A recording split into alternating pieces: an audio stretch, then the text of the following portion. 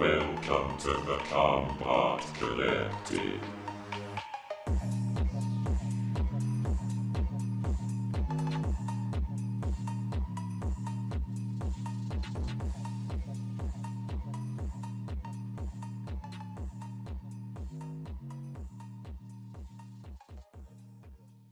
Hello, everyone, and welcome to another Battlebots playoff episode of the Combot Collective, bringing you everything you want to know about the 2021 Battlebots season. It's your host, as always, Sterling Brown here, and we're diving into another episode of Battlebots Breakdowns. We're breaking down the second half of the top 32 Battlebots bracket, where we saw robots like Hydra, Black Dragon, Blip, Whiplash, Rotator all move on to the next round.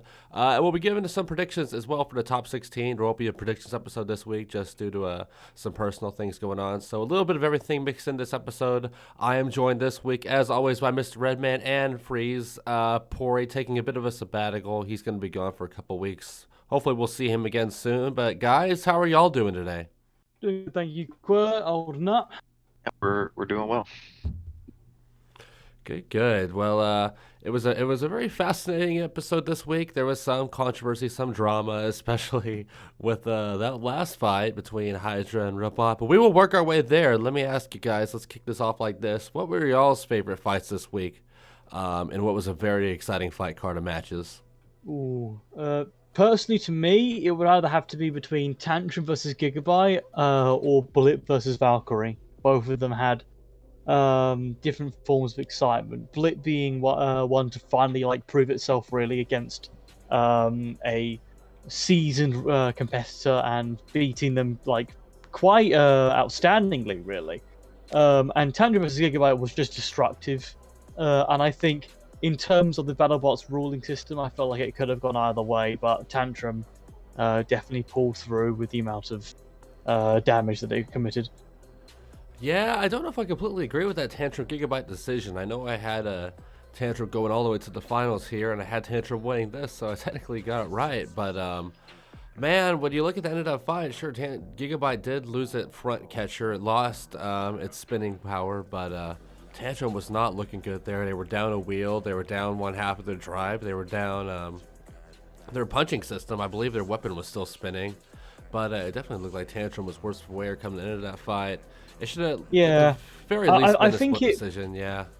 I think it really just came down to I think in terms of scale of damage, because in comparison, Tantrum could still really fight back, but Gigabyte, who's a full body spinner, their weapon system is disabled. They don't really have much left, and that's their entire ability to fight back is just gone, considering their entire robot is the weapon.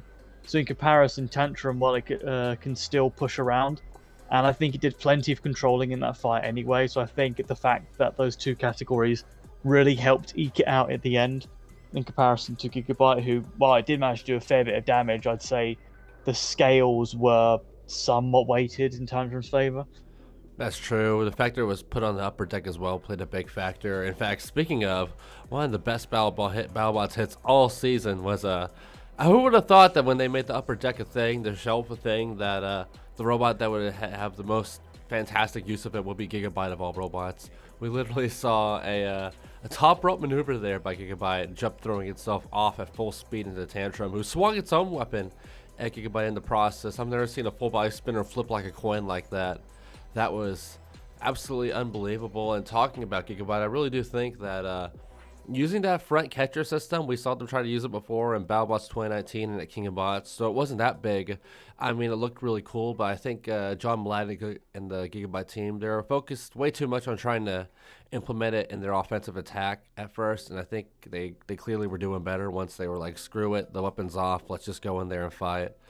It's a bit of a shame. You know, no matter who was going to win or lose that fight, I was going to be bummed out because those are two of my favorite robots in the entire bracket, but that's just how it has to be sometime. For me, I really like that Black Dragon and Mad Catter fight. That was probably my favorite playoff fight that I saw while I was there. It was one of probably the closest fights we've ever had. It was definitely closest fight of the night. I'm glad they called it split because that's about how I felt when I saw it live. I thought Mad Catter won it pretty handily, and it really shocked me. But being able to watch it back on TV and having those close angles and being able to rewind and really analyze the stuff, I didn't realize how bad a shape their drive was in. I mean, they were having a really rough time, and I know the team posted on Instagram that it seemed that a lot of their drive problems were caused by that new the lance, the long wedge piece scraping against the ground and picking their wheels up. So that's a bit of a shame, but regardless, it did affect them pretty noticeably in the fight. They were having a lot of trouble turning, especially near the end of the fight, and I think even though they had the late attack, I think that might have hurt their chances in the 2 other categories. It is what it is. I think I still barely gave the fight to Mad Catter, but there's a difference between like disagreeing with the decision and thinking it's like robbery or something. And I thought it could have gone either way. So I'm glad we got a good fight out of it. Oh yeah, an excellent fight there with Black Dragon and Mad Catter. I mean, I've talked about it plenty last week. Black Dragon, the only robot on my fantasy team. When I was first watching that fight, when it first happened at the family home, I was screaming at the TV. I was giving it all I got. I was full on, come on, England about it. Super happy with how the Black Dragon and the Uriah team performed here. I was really worried, when they lost those 2 cat claw little wedgelets they had on the front, the 2 front forks. I was really worried. I thought Mad Catter was going to turn it around, but luckily the damage was done at that point, and Uriah did do a really good job navigating and driving Black Dragon, even when it was just in that steep wedge setup, to still get around to the sides of Mad Catter and land some really solid strikes to the side and rear of the bot. Obviously, as you were saying, Freeze, a lot of that had to do with the lance issues that Mad Catter was having. It's a shame that the team didn't realize that all they had to do was lift the lance up. It was a really creative setup. I liked the sword and shield thingy they were going for there, but ended up being a bit too much for the Black Dragon fight. Ended up costing them here. But yeah, those 2 fights there, Tantrum and Gigabyte, Mad Catter and Black Dragon, probably my favorites of the entire episode as well. 2 absolutely stellar matchups. I think Tantrum and Gigabyte also could have gone to a split decision. But moving on down to some rope fights that may have not have been as spectacular. Let's talk about Rotator and Captain Shrederator. Whiplash and Icewave, the 2 Science Channel. I'm going to keep calling them Science Channel, jeez. YouTube / Facebook supporter exclusive fights. What were y'all's thoughts on these? Do you think they were right fights to cut out? Of course, Whiplash and Icewave went about as simple as we all expected it. I'm honestly surprised Icewave has got as much offense in as it did. But for the Rotator and Captain Shrederator fight, I'm not surprised by the results, but I am glad that Captain Shrederator lost the old-fashioned way, and they didn't lose by randomly dying. Rotator handily took care of it, ripped off both teeth, dentist style there. Good showing there. I think if it was an 8-fight episode, I would have put Rotator in personally, but what were y'all's thoughts on those fights? I think it was pretty open and shut, really, when it comes to Whiplash versus Icewave. I mean, it's a battle between a robot that is known to take on spinners and just tip them over against a robot that is arguably weaker than the typical horizontal meta and doesn't have a Shriek mech. What really surprised me in the battle, though, that it really wasn't the lifter that tipped it over, but the screws, and just a bit of shoving.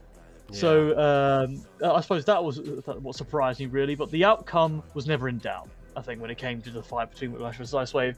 But as for Captain Shrederator and Rotator, went out in a blaze of glory, as you said. I didn't think that Shrederator was going to beat Rotator, considering how durable Rotator is. He really needs something powerful just to tear through that armor, and I don't think there are many weapons out there that have really given Rotator any kind of proper damage as of yet, as far as I've seen. I don't know really, if you're right, yeah.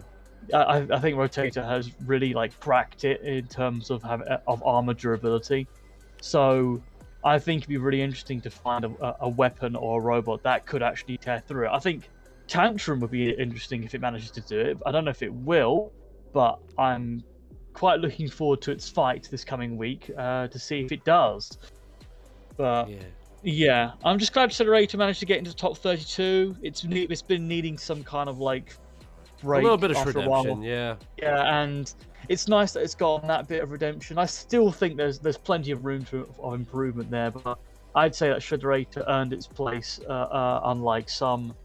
Yeah, talking about that Shrederator Rotator fight real quick, I do want to give a shout out to Team Revolution's Rotator here.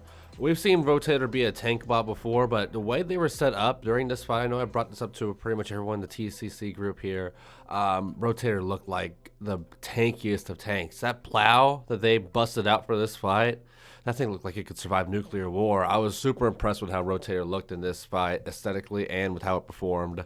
Super shiny. It was also the shiniest robot I've ever seen fight. It just looked completely fantastic out there. It handled Captain Shrederator super nicely.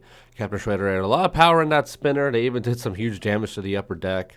And like you were saying about that Whiplash and Icewave fight, a lot of really good control there by Whiplash. We know that Matthew Vasquez, they said in the commentary that this guy knows how to take people to the arena. They know how to have their way, take people to each end of the battle box here. This was a super fantastic performance by Matthew, exactly what is expected by them. Yeah, and I think you kind of hit the nail on the head with, like, if, we said this last time, but if there was 8 fights, I would have liked to see that the Rotator and Shrederator fight. But when I saw it live and I knew there was going to be 9 fights per, I knew that Whiplash and Icewave fight was getting dipped. People were pretty snoozed about it when it happened. It's a shame Icewave went out like that, but after a week regular season, they were bound to get mashed up with an elite robot, and this was about the hardest counter you could get to them. So I'm glad they were at least able to do something, but.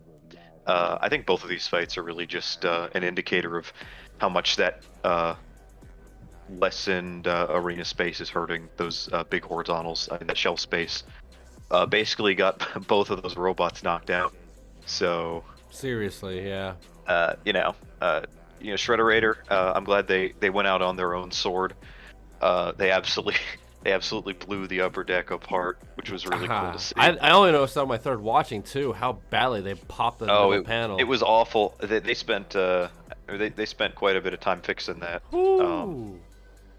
There weren't really there wasn't much room to switch around fights and stuff like that, because those 2 playoff days they kind of just had to run through the bracket, so they just got it fixed as quickly as they could, and luckily we didn't see it blow apart again in any of the other fights. But they were okay. I would have liked to see one more fight in these episodes, but overall I think this one was paced better, and the quality of fights was much greater. Absolutely, some high quality fights here, some high quality flippers as well, as we now move to the Blip versus Valkyrie fight. Blip proving that 7th seed might be worthwhile, but I will say they've had some good luck so far. Like I said, they've had that easy schedule. Lockjaw managed to shit itself and die in terms of its weaponry pretty early in that fight. And we saw the same here with Valkyrie. I mean, obviously you can give Blip some testament here. They broke the Valkyrie's fist with their face, and they showed off their weapon here big time. I believe Battlebots commentary said 18 flips in total on the fight here, and that absolutely proved it here. We saw... Well, I really liked seeing out a Blip here. I know a lot of people were saying that Blip was more of a forward flipper, especially with some of the stuff we saw with it versus Rusty. But a handful of the flips here that Blip performed on Valkyrie. Definitely some huge, big-time verticality up in the 10 to 12 feet range here. They looked seriously fantastic here, and I give them the best of luck here for their matchup against Jackpot. It's going to be a battle of the best rookie from 2020 and the best rookie from 2021 in that matchup. And talking about Tombstone versus Jackpot, your boy Red, your boy Tombstone is out. I know you're probably over here dancing and clogging and doing all that stuff. The first time Tombstone has ever left the top 6, has ever missed the top 16, I should say, going out as a 23rd seed in the top 32. What an impact between Jackpot and Tombstone. What are your all's thoughts on that fight? Because wow, I'm mad. I told you. I said this would happen. I said this would happen before the episode happened in the predictions, and it did. Tombstone cannot cut it this season, and I'd argue they are one of the robots that really has just gotten through for the skin of their teeth here in the round of 32. I'd say that there may have been some machines that performed better, but it had a difficult season against competitors that we wouldn't even think that Tombstone would struggle against, especially against against Mammoth. Everyone was saying that Mammoth would get torn apart by Tombstone, but in their few contacts, Tombstone lost to Mammoth. And I'm still holding on to that fact that Tombstone did lose to Mammoth despite the split decision. considering that one robot was managing to actually crab walk, and the other robot wasn't moving at all. Well, we all know about crab walking these days. It's quite an we'll get to topic. that soon. Yeah. But yeah, against Jackpot, Jackpot has proven itself to be a very tough machine with an incredibly powerful weapon system. They're one of the more dangerous verts out there in my eyes, and despite their lackluster aesthetic to me, they're built like a tank. And against Tombstone, it came to no surprise that when these two clashed, Jackpot was still moving, because Tombstone cannot handle impacts this season from its own weapon and others. And I can see why that guy left the team over controversies or everything, because the design of Tombstone this season was just not up to snuff. It's not what we've seen before of Tombstone, and really, that segment of it saying that Tombstone is an aged robot, it's running out of on fumes. I'd say this season has kind of proved that, really. Everyone's kind of catching up, and it's either due to the fact that Tombstone isn't built that way, or everyone's built to fight Tombstone now. So it really, it's a shame about Tombstone, really, but it's good on Jackpot. I'm glad that the rookies have, in a way, proven themselves to be championship worthy since they beat a champ. Mm-hmm. They've done well. His hometown team, yeah. Hmm. But yeah, I was even surprised to hear Kenny Florian say on commentary that he thinks the Tombstone maybe has evolved to its peak, and there's only so much that they can do with it now. You know, I've already said it point before. I said it in the past week. I said it during the start of the season, all the way before the season even began. I thought this was going to be a big bounce back year for Tombstone with the completely redesigned version that they had this year that was more compact, that had the new frame, it had the new supermotor. I thought, and they were, like I said, one of the most prepared teams for Tombstone's ready for this event. I really thought that this was going to be the bounce back year. Maybe they changed too much because, yeah, this even compared to last year, you know, even in the year where they went 1-2, I feel like that Tombstone last year at least showed a little bit of promise. They put up a really solid win against Mad Catter, you know, matches like that. They put up a really solid win against Gruff as well. But we just haven't seen it this year with Tombstone. They're going to be building up the whole narrative, I'm sure of it, during their bounty fight that, they need to prove that they're still good here and win this bounty match. And I really hope the Tombstone does pull it off, because I don't know. I'm sure Tombstone will be back next year regardless, but I can't imagine the Ray Billings team. I think, I don't think Tombstone's done, but at the same time, I think it's a bit disappointing when, one of the issues they came in to fix this year was reliability. And it kind of reminds me of Shrederator in years past, where, you know, their issue is that they can hit hard as hell and they can start out winning fights, but they always die. And they come in and they say they fix their reliability, and it almost seems like it's less reliable. I think it's the least reliable it's ever been this year, which is a shame, because in this fight against Jackpot, that was one of the hardest hits it's ever delivered. And if it was able to sustain that kind of damage and take its own hits, I really do think it can knock just about anyone out. The amount of damage they did to Jackpot in just 2 hits, taking that chunk out of their wedge, ripping the top panel off. They got the batteries hanging out. Yeah, it was I mean, in that state, one more hit would probably just send their internals flying. You know, that could be it. Realistically, we'll never know. But the point is, you know, Tombstone it couldn't take its own hits this season, and I hope to see them do well in the bounty, because I hate just giving up on these robots, especially when it might not be a unconventional design, but it's not a vertical spinner. And the more of these robots that we can see do well that aren't that, the better. So whatever they decide to do next season and going forward with this robot, even if they have to sacrifice the amount of power they're able to put out just so they can go in there and they can go longer in these fights, because we've seen 4 fights now, and 2 of them they were knocked out, and 3 of them they were knocked out, and one they went to a decision against a robot with 1 wheel. So they've got to, I don't know, figure it out. Because this year, it was supposed to be fixing the reliability. So if that's their goal next year, then who's to say the same thing won't happen again? Fixing reliability is such a hard thing to do because there's so many things that can go wrong. they at least went out with a bang. I didn't want to see a 3-minute pushing match again for their last fight this year. And yeah, I mean, watching this live was it's almost surreal how hard these things can hit sometimes. But you know, Tombstone's done. Jackpot's moving forward. Shout out to those guys because that's one of the least expensive robots in the field. I think even this year it still is. That's and insane. they were able to take those couple of insane hits, and now they've got Blip, which it's just going to be a test of another facet of their game plan, how well they're able to get under and maneuver, which is something they haven't had to do this year. Yeah, we're really going to see both Blip and Jackpot tested there. We haven't really seen Jackpot's reliability and durability tested outside of that one big hit, so we're going to see how long Jackpot can take these big throws and slams for an extensive period of time.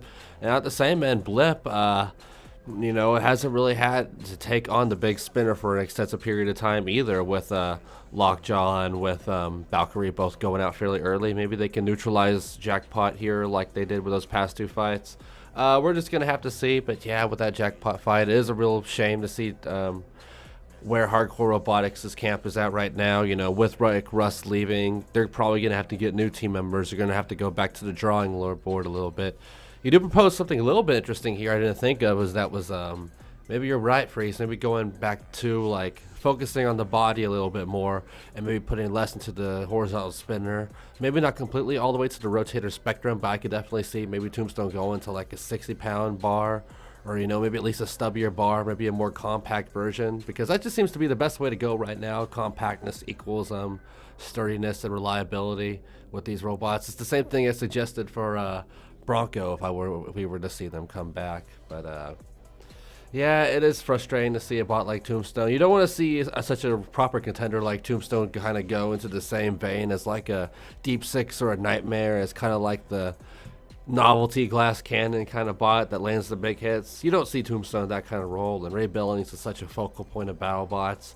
I mean, they still start off the playoff every year with a little cut of him talking, so he's one of the main characters of the whole sport, and we all know that, but I think we've avoided the elephant in the room here a bit too long now. Let's talk about this 2 seed, 31 seed mishap we got going on here at the top of the bracket and the top right here.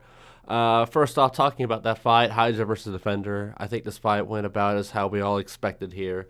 This wildcard matchup. Hydra landed 7 to 8 flips on Defender. There were a bunch of whiffs, which were even the Team Waiachi were critical about. They put a video up on their Facebook page talking about the matchup. But Hydra also landing some huge flips here. They nearly threw Defender up onto the actual shelf of the arena, the little driver's glass thingy. But they also managed a few 15-footer flips. One almost also sending Defender out of the arena. But Defender did manage to survive half of the fight at least. Eventually getting thrown up onto the upper deck, getting put on there, doing the thing where they landed face first, left to die. Jake Ewert had a great line there where he was sad he couldn't play with his toy anymore. So that was a pretty spectacular fight. Hydra looking like it was back in mid-season form there with the flipping power and everything. But then we have the Rip Hunt versus Hydra fight, and oh boy, I will let y'all get y'all's thoughts first on this, because if you're watching this, you know what's going on. You've probably seen the online community. You've probably seen everyone up in arms about it. Some boldly defending Hydra, some absolutely seething the hate with Hydra. It is a bit of a shame Pory isn't here, because I would like to do a little bit of Ribot pack watch. Ribot is out. Ribot can happily join me in the off-season pool now. Ribot and Sub-Zero. Hopefully we'll do good in the bounty tournaments, but yeah. Hydra versus Ribot, what are y'all's thoughts on this matchup?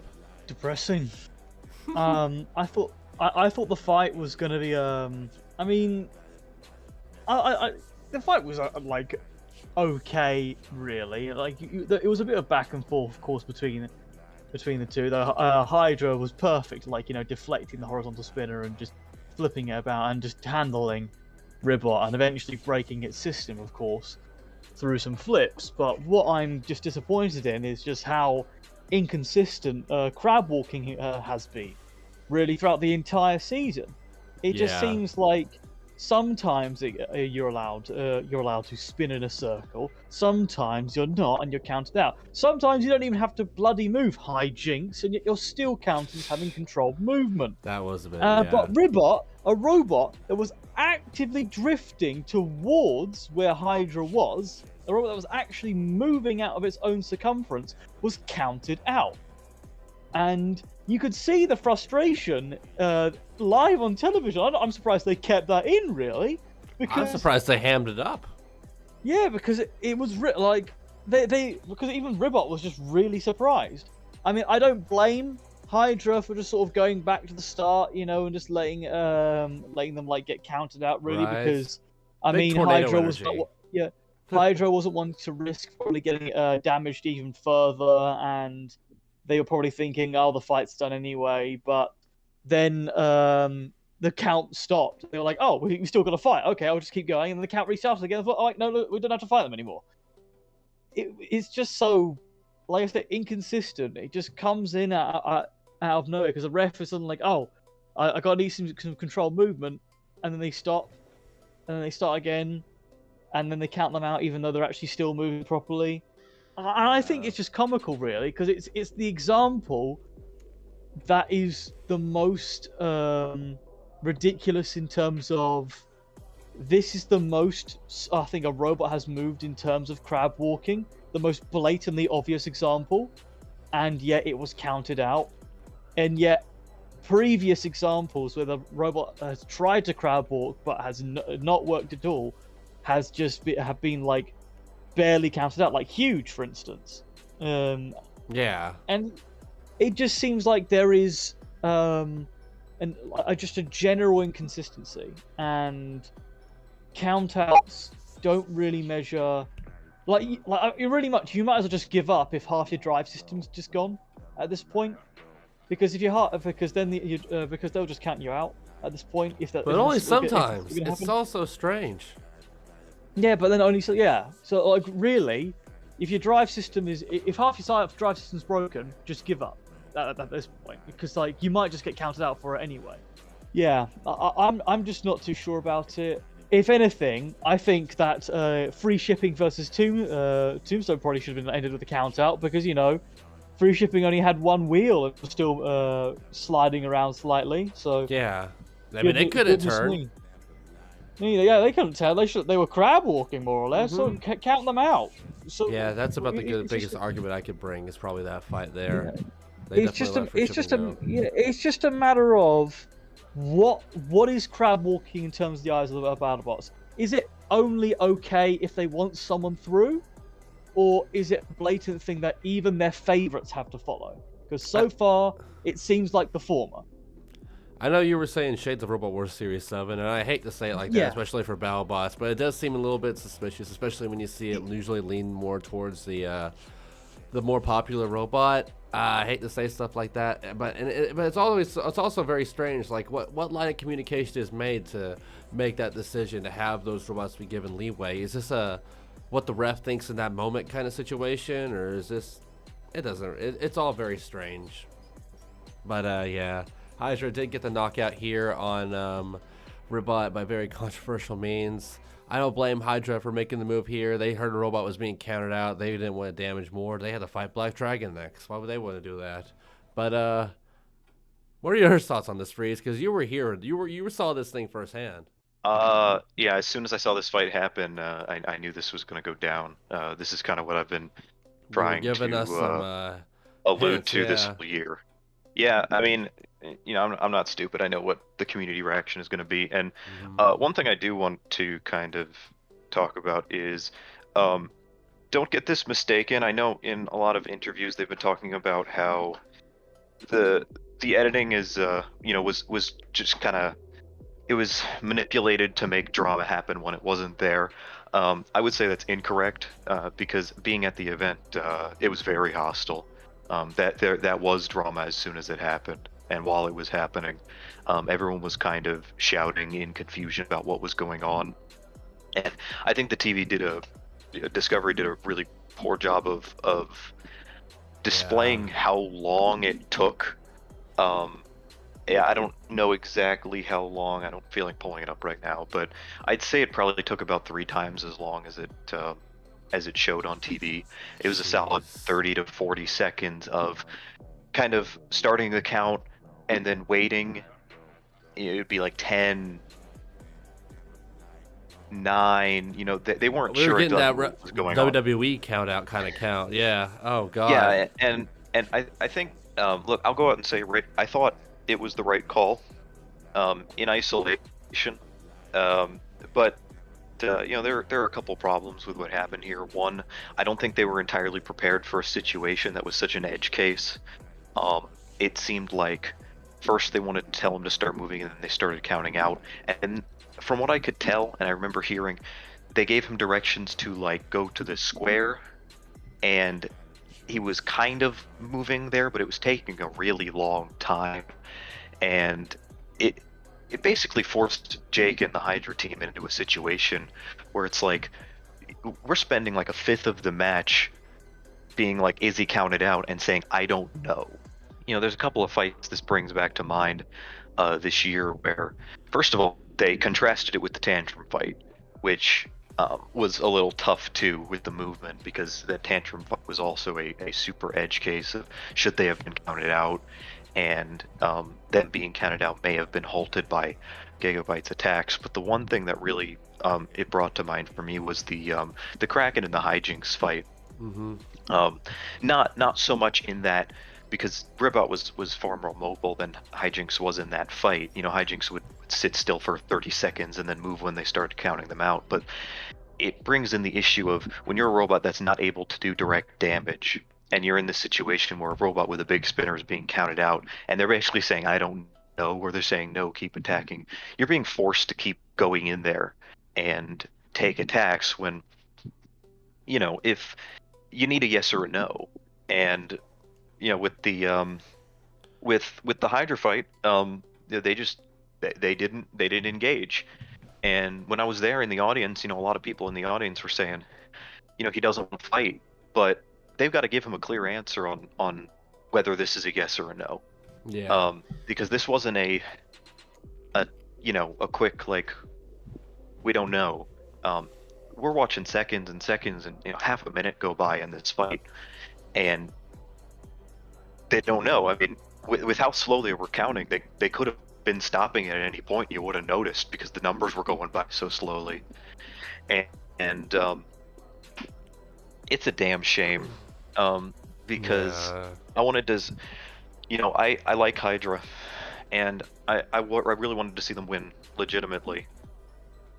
Not saying this isn't legitimate, but I'm saying without controversy. Without all the because hoops, yeah. yeah, this it's so frustrating to watch. It's like when if you're watching sports and your team wins off of a controversial penalty call, and then you got to go into school or work the next day and hear everyone talk about how you didn't deserve to win. I'm a Browns fan, so I get it.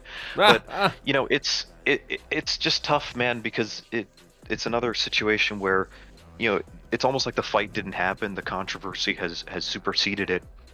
And it sucks because it was a good fight up to that point. I love the strategy they came in with, a robot that's got stuck on the floor so consistently, going in for a box rush and actually landing it. And they were landing those flips even when the flip tip got knocked off. And that's really what set this fight as a top tier fight for me. Because Yeah. when I saw that flipper get neutered like that, I really thought that, oh no, we're screwed. That's it. Yeah, Hydra's gonna lose here. Now it's gonna go we, all downhill. we all did.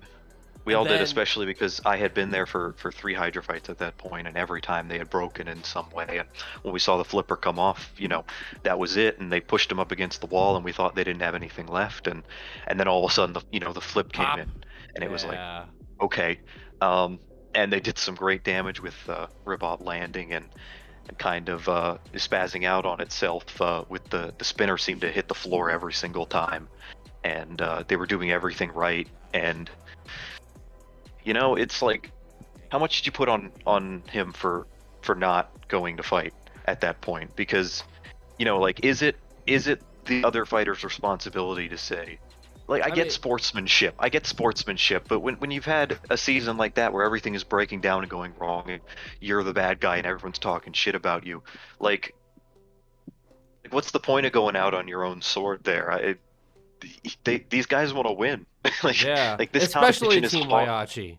This competition is hard, and they're not getting, a lot of these guys aren't getting paid anything, and they're fighting a couple times in a day, and like Hydra fought 2 times in that day for sure. I don't remember which session they fought in, but it was near the end of either the first or the second of those playoff sessions, and they're going back to back, and every time they were walking out, they were getting booed. And I'm not saying I feel bad for them, but what I'm saying is like these guys want to win, and it's like what you got to show some respect for people that are going to win. I mean, and they didn't do anything wrong here. That's the bottom line. This is on. If you got an issue, this is on BattleBots for not applying these rules consistently, for not having these protocols in place that are really good enough for these situations. I mean, this decision on should we count this robot out, should we not, needs to happen quicker than it happened. You need to either count it out regardless of how much people are complaining if they're not showing enough movement, or you need to abort it and have these robots fight again. And the amount of time that it took just sitting there in limbo with the crowd yelling and these builders being confused, they're basically saying, I don't know, that's not good enough. And I'm not gonna, Yeah. I'm not having an absolute, meltdown over this or anything. It's not that serious. But I explained my grievances at during the episode 10 review we did 2 weeks ago, and I said those things kind of having the benefit of foresight of knowing that these things are going to persist through the rest of the season. And it was kind of, this fight in particular was kind of the culmination of all of these issues with movement we had seen throughout the whole season. I'm glad they were at least able to show all of their blemishes. Nothing was really hidden with how much controversy there was in all of these individual fights where these things happen. But I'm frustrated that it had to end this way, because I don't think in a vacuum there should be as much controversy as there was with the fight, but it's the issue of from fight to fight, it feels like these things are being applied so inconsistently. On the I said a fly, couple yeah. weeks ago, I would be more okay if the rules were bad, but the problem is the rules aren't bad. They just, it feels like day to day you don't know what's going to happen, and that's the worst because you can't prepare for that. And kind of talking now about the reaction after the fight, whatever, man. I knew this was coming. It was about this hostel in the arena. I was sitting next to my dad, and he's a huge Hydra fan, and he was screaming, and we were getting death stares the whole time. You can't really be surprised by it, but at the same time, I think it was still overblown a little bit. And I don't mean with just being frustrated about what happened and issues with BattleBots and whatnot. I'm not going to get on people who had their issues validated or anything like that, but just all the stuff that's come out now since then about the trying to pin, breaking the rules about the configs on Hydra and stuff like that. When when you've got an argument coming and it's only from one side, you gotta have the peace of mind to not just believe everything you're hearing when people have a vested interest to bend the truth in their ways. I mean, the whole issue with the wedgelets being welded together is really a non-issue, and if it is, you need to put it more on BattleBots or have something, put a rule in place for future seasons to say that you can or can't do something, because they got it checked in. With welding those wedgelets together, BattleBots approved it. They let them fight with that. They saw what they did. So that's got to be, that's got to be on the show and the competition if you've got an issue with that. And also, we saw after this episode aired, Team Waiachi posted a video. I know Clint was talking about it with the amount of times the Rib team came over to their pit, looking at and I don't know why anyone's even really surprised by this. I mean, a lot of the config fuckery started with the Ribot team. You remember in their first couple of seasons when they would have last minute changing the weapons against some of their opponents. I remember against Sawblaze they were doing that. Because they have the horizontal and the vertical to try to mess with and see if they could get the team to apply the wrong config. So they could have an advantage. So it seems like they were just kind of horsed by their petard a little bit here, and I just got to be honest. They're not. Some people haven't been the most graceful losers here. Sometimes you gotta be able to take it on the chin, and it's one thing when when that huge fight happened, and you could make a pretty strong argument saying that rules were actually broken, and even though they weren't applied correctly, I feel like it was all on BattleBots to really step in and say something was not right there. But over here, I mean, look, I don't see anything outside or inside of this fight that Hydra have done that's not within the rules, or something that the best they've done here is broken a gentleman's agreement, and I don't think there should really be any punishment for that. Like I said, if BattleBots needs to change something going ahead with their rules for future seasons, they have every right to do that, and I don't think there's a problem with that. But if there is an issue, and I don't think there is much of one, but if there is, it's on them to move forward and make the changes they need to.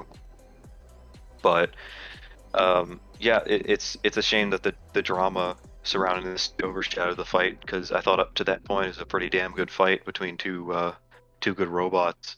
Yeah. It's kind of hard to move forward now and talk to everybody else about it and get excited about the rest of the tournament, because a lot of people are upset about it, and They're caught on I understand. Yeah, I mean, I understand it, but at the same time, this fight individually didn't really do anything to strengthen or weaken my own arguments and my perceptions about the competition and the TV show and how it's been going. It was kind of just everything that had been happening as a whole. I mean, personally, I think fights that had happened before this were more notable for that. We had talked about the Kraken and hijinks. I even think the Tantrum and the Gigabyte fight before this, combination of both the the controlled movement and the judging at the end. I'm still on the fence about who won that one, but just to repeat, I don't think this individual fight should sour people as much as it did. I think individually it was the right call. Really, none of this, or if any, should be placed on Jake Ewert and the Waiachi team, and this is just something that we need to focus on. If you've got issues, this is against the competition as a whole. If you want rules changed, if you want anything to go differently than it is right now, that's cool. I spent 30 minutes listing my grievances in a previous episode. Just keep it together up here mentally. Keep it For sure. stable. Keep it use your head instead of your heart when you're making these arguments, because if you want to come to BattleBots and say things need to be changed, you need to be able to communicate your thoughts effectively and rationally, because if they've just got a bunch of people screaming at them like children on the internet, you can't expect that much to get fixed, and if it does, you'll get another shelf. So I guess that's all I have to say about that. But it sucks that things had to happen this way, because going into next episode, this is the first time I'm gonna be going into fights that I don't know the results of, and it's kind of like just starting to set in. Or in 2 days, I'm gonna be seeing close to the end of BattleBots, and this is the first time I don't know what happens. So the predictions, we're gonna quickly make some predictions, but the ones I make here are all me, because I don't know. Heck yeah. And just before we get into those flash predictions here, I do always want to say that talking about this whole season here, last season really felt like the season of the judges controversy and everything like that, with the Rotator beta fight, that big whole ordeal. But this year really does feel like the countout controversy year, with how many crab walking situations, or lack thereof sometimes, that we're dealing with. And BattleBots just needs to come up with something more solid on this. Either they need to introduce tap outs, which I know nobody wants to see. Robots calling out earlier than they should, or I think what they need to do is just be more definite about it. If a robot's still crab walking, I would suggest either the team would have to pull an Ice Wave or a Gigabyte in 2018 and stop the robot when they realize that they have no chance to win, or I don't know, they gotta do something. You gotta have a robot be at a dead stop, I think, is the only way you can solve this new immobilization rule. If a robot's still limping or something like that, or, caught on one side drive like we saw in the Tombstone fight, Tombstone versus Mammoth fight, or the Tombstone versus Jackpot fight, they call it there, if there's any sort of movement like that, period. Because what they're doing right now is just such a slippery slope. It allows for biases. I mean, obviously, we're not seeing robots like Mammoth and Lucky and glitch, and part of my French get in those bypasses when the robot is taking weird sloopy drives. But we're also seeing robots like Uppercut and Huge and oh man, Tombstone and some other robots we've seen this year do get those like opportunities to kind of show a bit more movement than other robots. And who knows what was going on here with this robot versus Hydra fight. It's an absolute mess, but I do know one thing. I have a pretty good bracket so far. I only have 3 wrong in the round of 32. Lucky, Shatter, and Tombstone all didn't pull through for me. It's a bit heartbreaking, but my bracket's looking pretty good here as we start jumping into some flash predictions here. Of course, running through who made it to the top 16, the Elite 16, the top 16 robots, which we all end up remembering come to the Battlebots seasons beyond. Endgame, Minotaur, Copperhead, Witch Doctor, Sawblaze, P1, Uppercut, Riptide, Hydra, Black Dragon, Blip, Jackpot, Whiplash, Cobalt, Rotator, and Tantrum, all advancing to the Sweet 16. And we'll start off with the first seeds matchup here. It is a battle between 2 robots that met in the semifinals of the 2019 Desperado tournament, a matchup I actually saw in the Builders area of all places. This is going to be an exciting matchup. Endgame versus Minotaur. Y'all's quick thoughts on this one? Endgame versus Minotaur. I have high hopes for Minotaur. Minotaur, I feel like they've been really working hard to get that, to try and get the nut, but they're up against the champion at the moment, and so far the champion, I would say, has had a really easy run. There's a reason why they're the champions so far. They seem to have everything perfect going for them. They've cracked the vert design, really, and the wedgelet design. So, in order to really beat Endgame, in a way, you kind of have to beat them in their own game. You have to somehow outmaneuver them or outwedge them. And I don't know if Minotaur can do that. I think that if they can outmaneuver them, that'd be good. That would be good. I know that they're a pretty nippy machine, and you kind of do have to be face first in order to not get outflanked by Minotaur. But if Minotaur does manage to beat Endgame, I'll be happy for them. They're a really good drum spinner. They're one of the more unique designs out there. Probably more unique than Endgame, to be honest. And seeing them beat Endgame would be fantastic. But then again, if Endgame beats Minotaur, it's one of those things where it's like, I'm not surprised. They're just that good at this point, and really, it would just take. I think it would just take another Endgame to beat Endgame. I have yet to be proven otherwise. Yeah, I said before, I think Minotaur's going to the finals, and my analysis for that in this fight specifically, I don't know. I think Endgame is objectively the better robot. I think it's got better with each fight. Yeah. I mean, I know there wasn't much to gather from the Sawblaze fight, but I mean, the Witch Doctor they're going up against another vert, relatively similar to Minotaur, where it doesn't have the leading wedge, and you know they punched it in the face and they won that fight. And I've been arguing all season that Endgame should be the #1 robot in the power rankings and whatever. You know, I think they're the best robot there right now. But I just have a gut feeling that Minotaur, they always do best late season, and I think they're going to get it done. And I think, you know, they're going up against 3 other vertical spinners in that quadrant of the bracket, so I think they could take out all of them. But you know, we'll see how they are going forward. I just have a gut feeling that Minotaur takes this. Yeah, I have to go Minotaur too. I believe earlier, right before Battlebots aired, we saw Minotaur showing off some text box footage of them having some forky, beefy wedgelets as a secondary configuration. I don't know if we've seen them yet, but I feel like this might be the match we saw them in. Obviously, Endgame's a lot better than the Endgame we saw in 2019 facing Minotaur. That was probably Endgame's worst year, and they've improved big time since then. I still have to go over here with Minotaur. I'm feeling the gut feeling as well. I have Minotaur going all the way to the semifinals using the Sawblaze. I think they're going to be Endgame by KO here. Personally, I know it's a bit bold. Like you, I would not be surprised if we see another Endgame finals here. I certainly wouldn't be against it. I think I wouldn't mind seeing Endgame get a second title, just because I would like to see that Endgame by force matchup be bolstered a little bit. But, Yeah, definitely. As we move forward here, I think I do want to have Minotaur win that. That's my prediction. But now we go on to a battle between vertical spinners, like you were saying here. Copperhead versus Witch Doctor. I'm surprised these bots have been matched up before. This is going to be a good one. What are y'all's thoughts on Copperhead versus Witch Doctor? That should be an explosive battle, really. Like, these two machines are one of the are some of the best verts that we've had out there.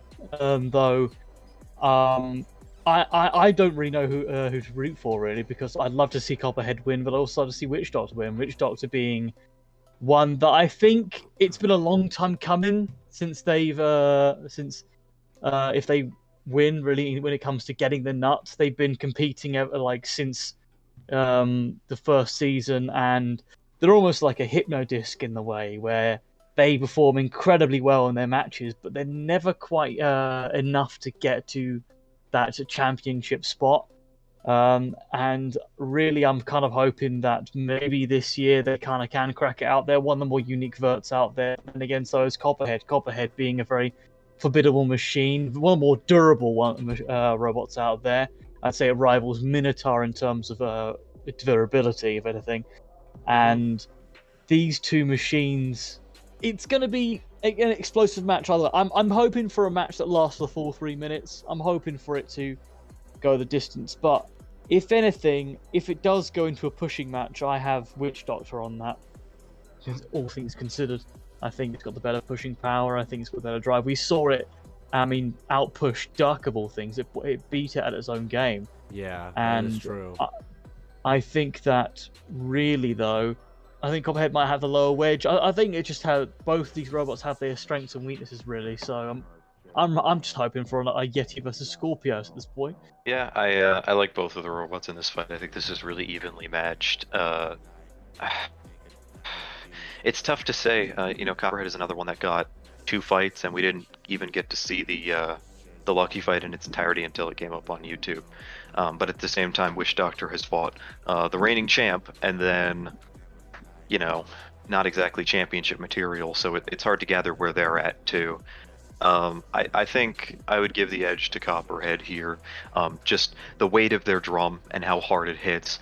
I think this might go similar to when Witch Doctor fought Minotaur a couple years ago, because Witch Doctor's design has relatively stayed the same, unless I had to go for a fork or a wedge or something.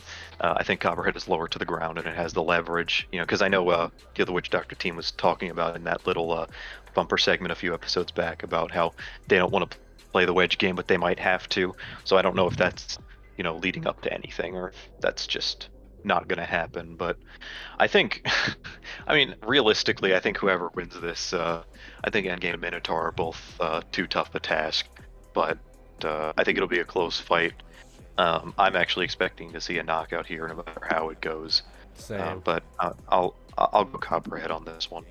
Yeah, I think I have to go Copperhead on this one as well. My bracket says Witch Doctor, though I don't think I agree with that now. Originally I had Lucky versus Glitch as this spot, so it just shows how far off I am in this little quadrant at least. But yeah, we did see those little dinky little forklets that Witch Doctor did tease. I don't know what they would do. I feel like Copperhead would rip those clean off. And yeah, I feel like just overall this year, Copperhead's been the more sturdy robot. We've seen Witch Doctor really struggle. Not struggle. It's against Endgame. There's not much shame in losing to them, but we know that they do. They can get out wedged here, and they will struggle a little bit after taking some big time hits, especially from a bot like Copperhead. And I really want to see Minotaur versus Copperhead. I think that's a bit of a dream match in Battlebots right now. The two top drum bots in the Battlebots field. I think so too. People want to see that, and hopefully we get that here. I got to go Copperhead, so hopefully we get that Minotaur versus Copperhead quarterfinal matchup. I think that would be absolutely amazing. Surprised that they haven't met outside of Battle. I'm surprised they haven't met inside of Battlebots before. I'm sure Caustic Creations and RioBots have met plenty of times in events like RoboGames and the like. But as we continue to go down the bracket here, me and Frieza's boy P1 taking on Sawblaze, deep in our hearts, but I personally think P1's magical run ends here. It's a bit sad, but Sawblaze is just kind of the perfect shape to scoop up a really low-profile bot like P1 and land strike after strike after strike after strike to a flat-topped bot like that. I would hope to be wrong. I think if P1 can get under Sawblaze, they can really take advantage of the quirky shape of Sawblaze, so maybe to get it onto the upper deck or somehow out of the arena, but it's going to be really tricky. I got to go Sawblaze for that one by judge's decision, but what are y'all's thoughts on P1 versus Sawblaze, Battle of the New England Robots? I think that Sawblaze has really got this in the bag. Sawblaze is a very difficult machine to beat and really outmaneuver. I think The only robots that have really come close to it so far is Minotaur and Endgame, though in terms of Endgame's reason, the Kill Saws kind of defeated Sawblaze in that example, and Sawblaze is just phenomenally well driven, and P1 I think is also well driven as well, but I would say that once Sawblaze has really got you, they've got you. That's about it. I don't know if P1 can really has that kind of like grappling ability. I don't know how durable the top arm will be against Sawblaze's weapon as a whole. I think this will be a fast match. I don't think it'll be over like quickly, but I think the speed, the driving, will really decide who goes through. And who knows, we might get a situation where P1 actually manages to flip Sawblaze into some place they can't self-right or get out from. I'd always be happy to see a non-spinner like overcoming a spinner, really, just seeing it go further, because I'm kind of hoping for a non-spinner to win Battlebots and just prove it that they can still kick it even amongst a stacked vert and spinner meta. But Sawblaze is a phenomenally good machine, and I would not mind it winning the nut either. It's tremendously well driven, and I think it's got what it takes to really reach all the way to the semis.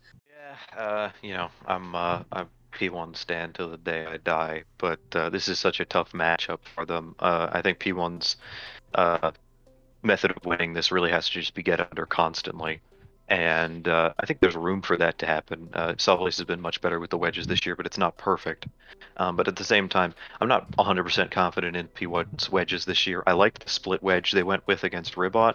Yeah. But I think the normal wedge setup they have, the forks on the front of that are just too short to get much leverage. I mean, they were only able to get under Hypershock through, the black magic of hitting them right when they landed and right when they had, bucked up after that exchange.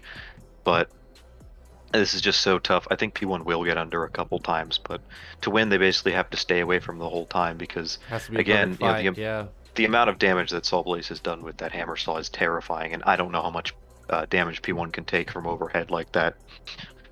So I think they could knock him out. But this is Sawblaze. I think we're just leading up to Sawblaze fighting whichever big spinner they get next round.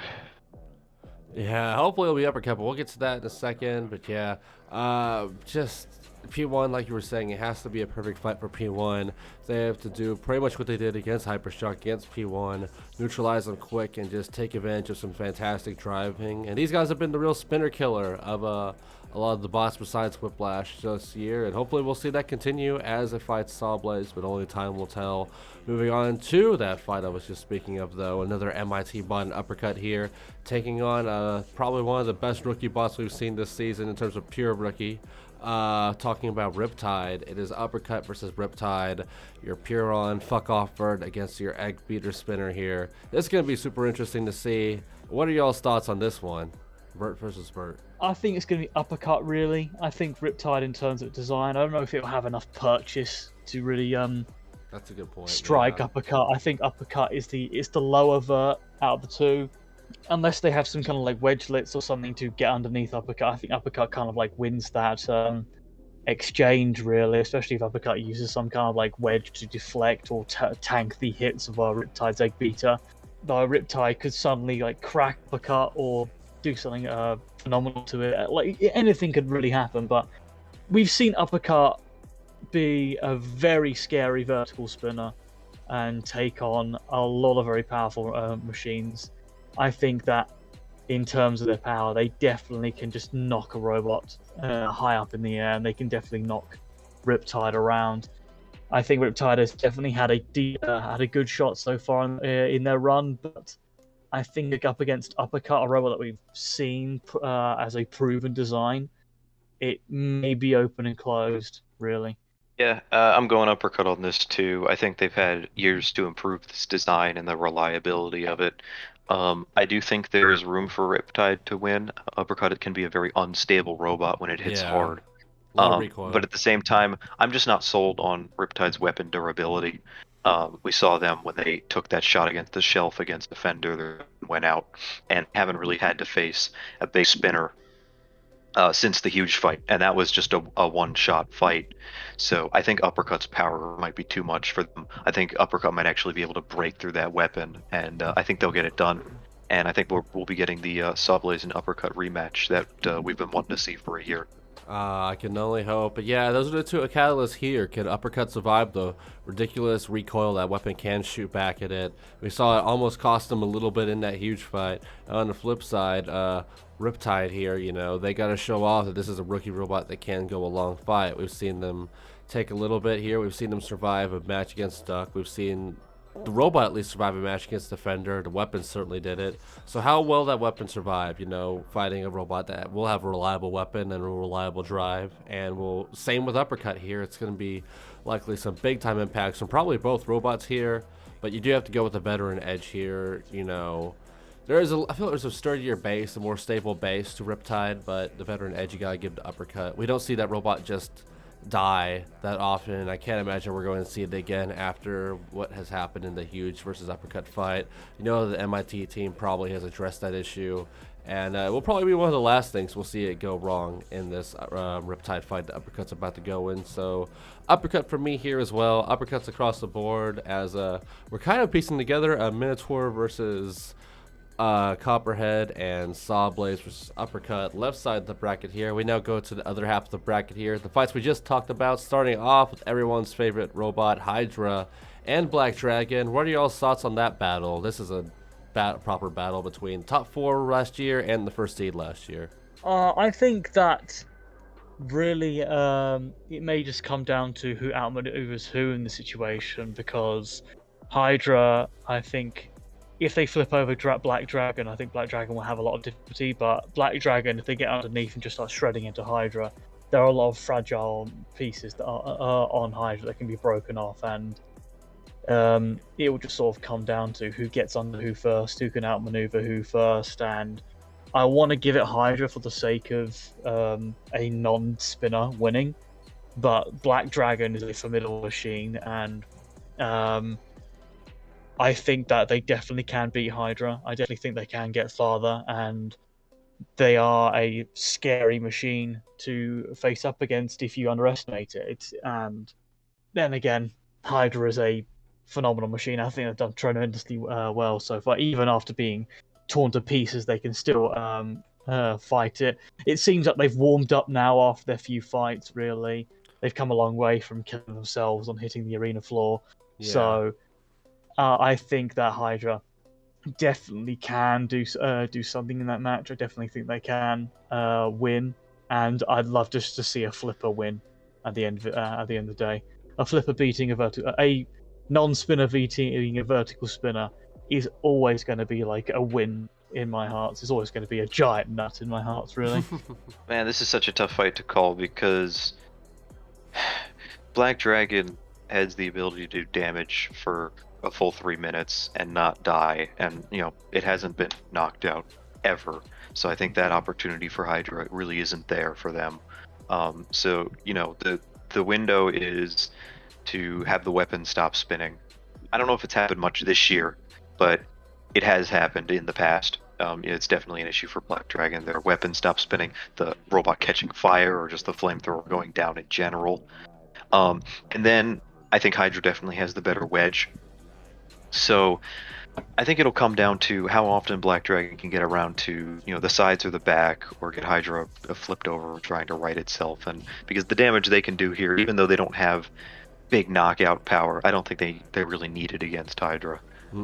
This is a really, really tough fight to call, because Hydra's win case, they'll need to be flipping Black Dragon for almost the entire fight, like they did against Uppercut or Witch Doctor last year.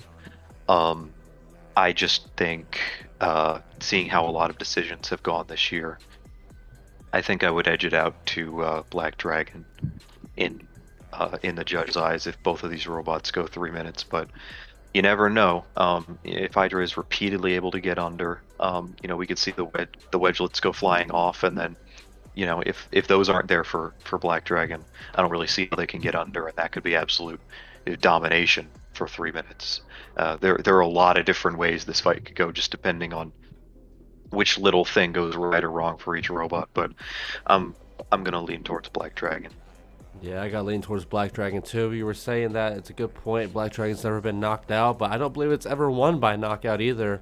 They're all about making the fight go 3 minutes, but we do know Hydra isn't it's not necessarily a glass cannon, but we do know they don't exactly respond to vertical spinner strikes well. Just look at what Glitch did to them. Just look at what Minotaur did to them. As long as they can manage to get those strikes in and not have what happened to Uppercut, you're right. I think that this might be a fairly easy Black Dragon win. This is really going to come down to the driving ability and the athletic ability of both robots here. Who's going to be quicker? Who's going to be able to get around to the other side of each robot? And also the ground game of each robot. Obviously, you don't want to have a ground game that's going to keep catching onto the floor during these significant moments. But you also don't want to sacrifice too much and have, get to where Hydra's easily going to get under Black Dragon because it didn't run the forks, or vice versa because Hydra didn't run the skirts.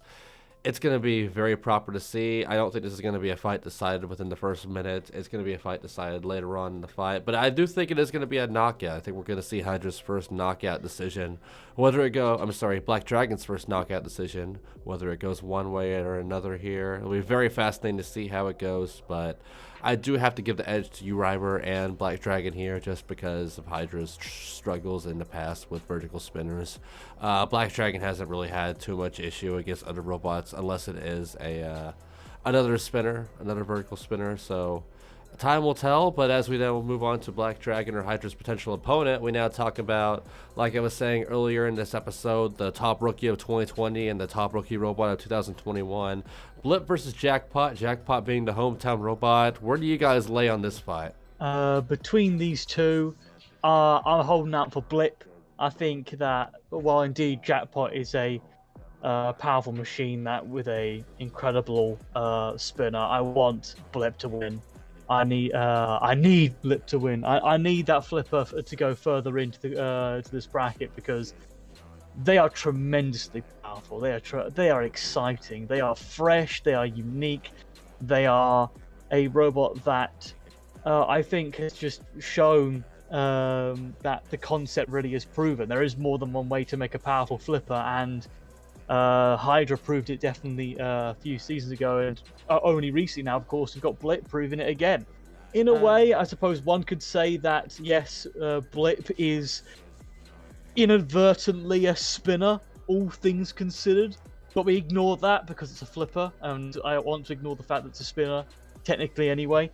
I'm just glad to see that Blip is going so far. But against Jackpot, I think if Jackpot gets a really good hit against it, I don't know if Blip will be able to survive, since Jackpot is such a brutally powerful machine. But I think once more it comes down to the wedge game, who gets under who fast. Because I think if Blip managed to get a good flip hit and knocks Jackpot on its spinner, it might cause an explosive reaction. Yeah, I'm feeling Blip on this, honestly. I think they'll win the wedge game no matter what setup they come in with. And I think just the glancing blows that Jackpot will deliver on the wedge. I mean, this is a tantrum team bot, so I think they'll be able to take those. And I think throwing Jackpot around enough on that huge spinner. I'm gonna assume they'll go with the big spinner for this because it's not a horizontal they're facing. Yeah. I don't know how long. Not that the spinner will last, but those hits to the floor when they come down, how long the robot will be able to go. So I'm going Blip on this, and I would be excited to see Blip face either of the robots that win in the next round.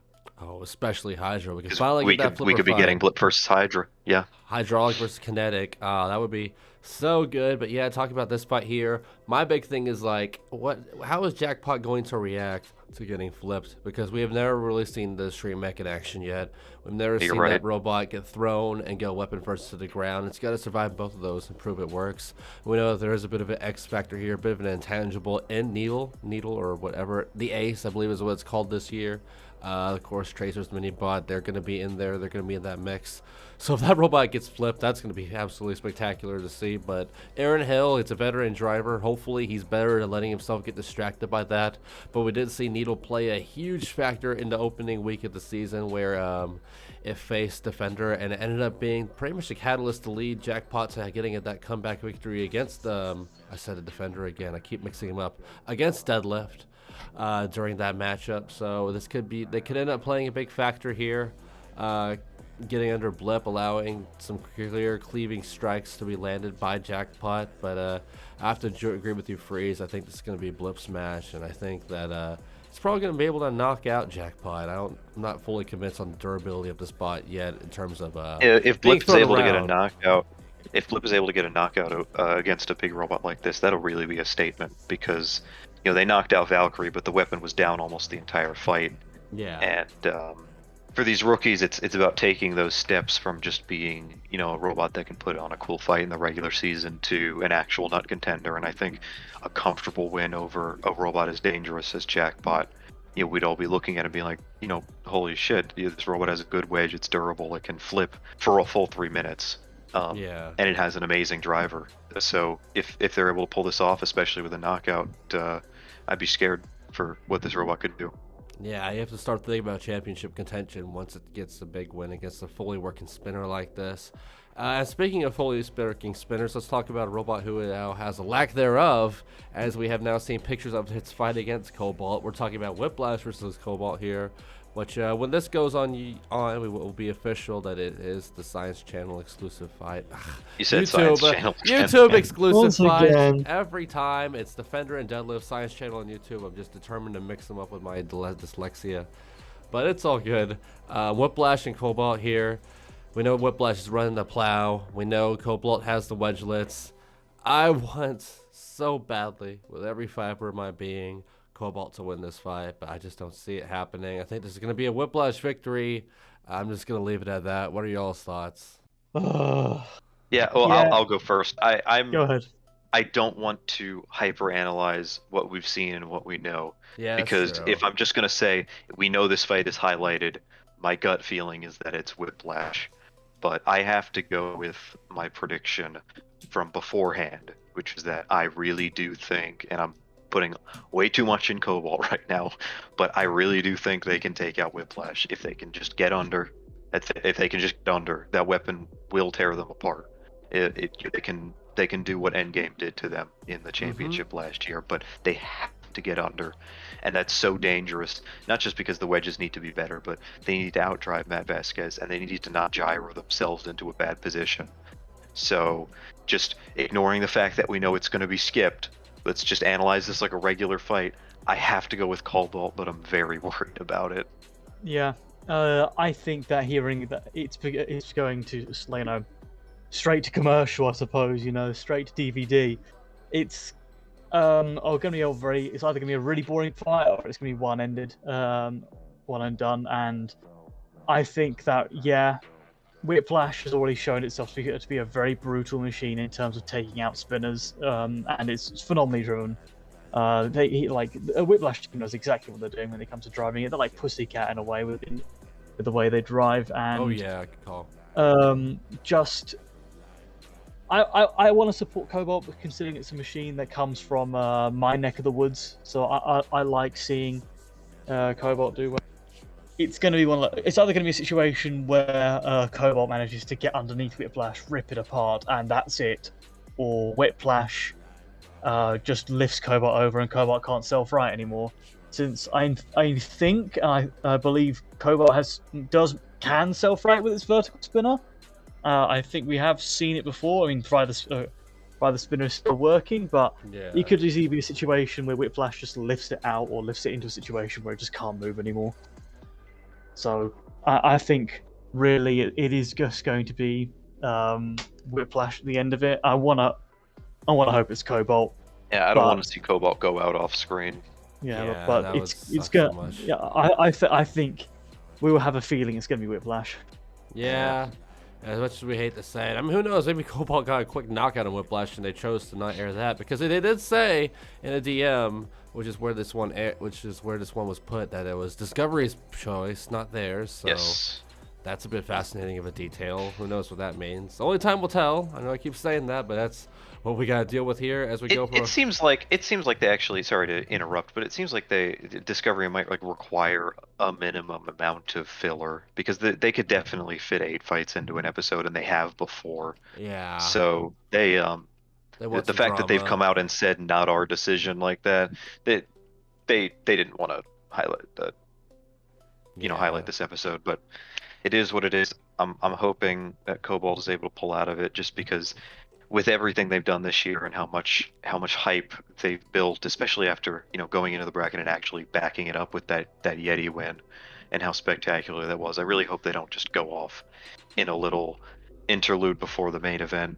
So we'll see, but it's just hard to imagine a world where Cobalt does get the win and the knockout, and it's like bad enough to be highlighted. So, unfortunately, I think this is going Whiplash's way, but I'm still sticking with a Cobalt prediction because I don't want to be influenced by all of those outside factors. So That's we'll fair. see. We're all rooting for Cobalt here. Heck yeah. And now let's move on to that last top 16 fight here. It is truly a battle between Unstoppable Force and Unstoppable Force. Rotator versus Tantrum, two robots which live off being compact, being absolutely hard to kill, and just known for constantly bringing the offense in and in and in and again.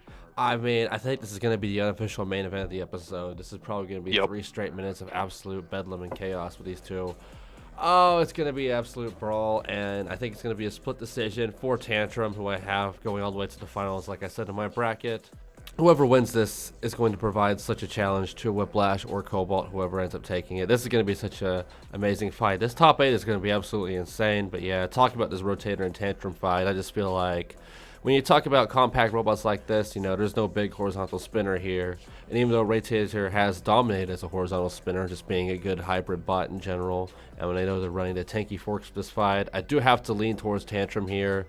I see that it's going to be able to outvert. The fact that they do have that good front wedge is going to allow them to pop Rotator up and over and probably dominate the control and aggression category a bit more than Victor Soto will be able to.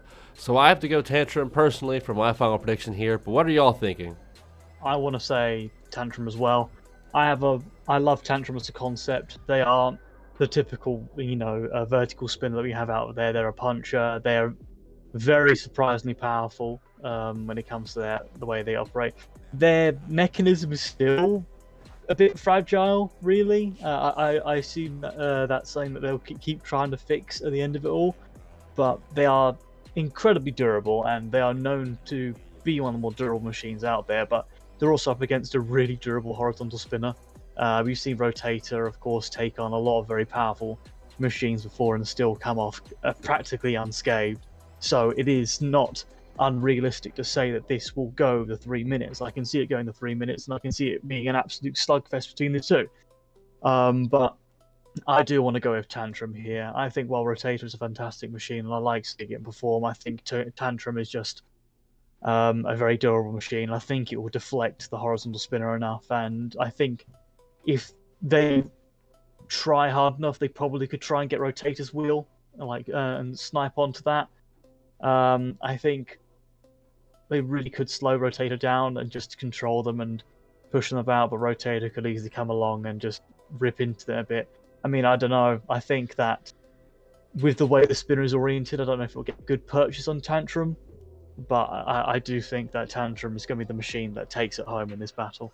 I'm actually gonna have to disagree with you guys. I've got Rotator in this. Oh man. Probably by decision, because both of these robots are extremely unkillable. But just from what I've seen this season, Rotator has been so dominant in all 3 of the fights. I love what they're doing. I think this is the absolute peak of horizontal design as of right now, at least. They're extremely durable no matter what config they have on. The weapon has been spinning for 3 minutes, and those new forks they've got in can actually be used to get on things where they didn't really have that leverage before. I think the weapon will be able to get more hits. They've got a better chance to actually just get more in, because for Tantrum to get the weapon hits in, they need to actually scoop the other robot and then get the weapon fired. I think it'll be a close fight. I think it'll go for the full 3 minutes. This is probably the one I'm most excited for on the whole card, because these robots are pretty evenly matched. They're both extremely durable. They're both well driven, but I'm actually leaning towards Rotator on this one. Yeah, that's a good point. Rotator does have more reach, and like you were saying, it is the perfect horizontal spinner. They have enough horizontal spinner and enough strength in it to deliver power, to deliver brutal strikes. Just look what they did to Kraken and Rotator. Kraken and Black Dragon. But at the same time, they don't suffer that kickback that we see with robots like Tombstone, like Malice, like Gigabyte, like Captain Shrederator. They really are in that perfect medium, and that's why I do think that, I brought it up earlier, if Tombstone wants to become a better robot, maybe it should look towards the philosophy of a bot like Rotator, maybe to an extent a bot like Valkyrie. Bots that have been better about rationing out the weight distribution for all the components of the bot. Tombstone does have a lot of tradition going for it, but they do have to make some changes here. But there you go. That's the second half of the bracket predicted by us, leaning towards a Black Dragon, Blip, Whiplash, and Tantrum top 8. That's going to be pretty exciting to see if that's what happens. There are tons of different top 8 combinations and matchups that we would love to see. And that's going to wrap it up here at the Combot Collective. A bit of a longer episode than usual, but I am about to go on vacation, so I had to kind of truncate everything a little bit today. 2 episodes in one with this top 16 breakdown episode here. And like you're saying, clearly a bit of drama during our top 32 fight card that we just had.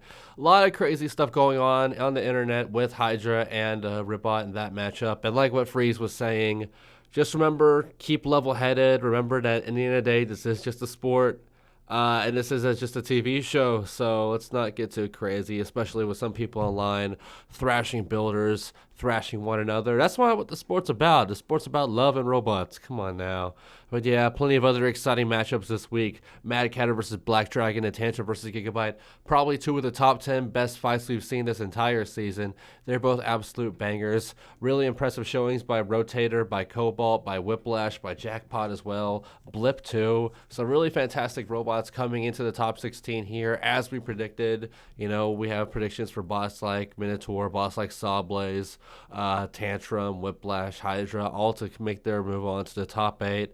This is a crazy stacked Battlebots bracket here, and it's only going to get better. There's going to be a really deserving Battlebots champion at the end of this, and I cannot wait to see who it is. But as we wrap up the Combot Collective here, if you're liking what you're seeing here, as always, please give us a like, please give us a subscribe, leave a comment, and on our social medias, please follow our Discord channel, please follow our Facebook, and please follow our Instagram. You can find links for all those in the description below.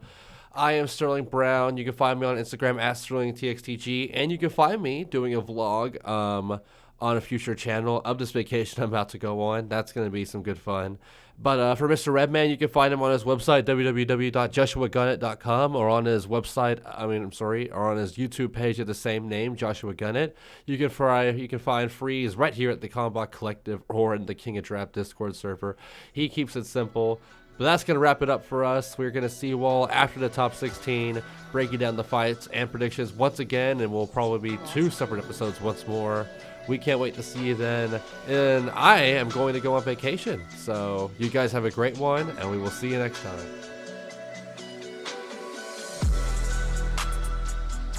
This was the Combot Collective.